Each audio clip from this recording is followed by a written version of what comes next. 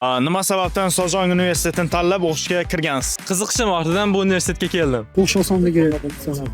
O'zim sohamga qattiq qiziqqanim uchun Koreyadagi hayot yoki kundalik turmush siz uchun qiyinchilik tug'dirdimi? Qiyinchiliklarni yengishga harakat qildim va hammasi ajoyib bo'ldi. hamma joyda ham qiyinchiliklar yo'q emas, lekin vaqt o'tgan sari biz o'zimiz ko'nikib, Lekin boshida keyin moslashdik. Boshida biroz qiyinchilik tug'dirdi, sekin astalik bilan joyiga tushib ketdi. Darslarning darajasi va mazmunini qanday baholaysiz? A'lo darajada Sifatli va yuqori darajada. A'lo darajada.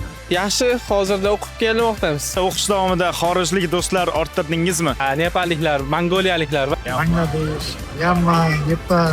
Sozon universitetini bitta jumla bilan ifodalashingiz kerak bo'lsa, qanday ta'rif bergan bo'lardingiz? ajoyib. Juda ajoyib. Hammaga maslahat beraman. Sozon universitetini mana tamomlayapsiz. Umumiy taassurotlaringiz qanaqa? Taassurotlarim ajoyib. Juda ham xursandman bitirganimdan. So'z yetmas taassurotlar. Katta rahmat. O'qish ishlari davom ettiring. Sog' ol.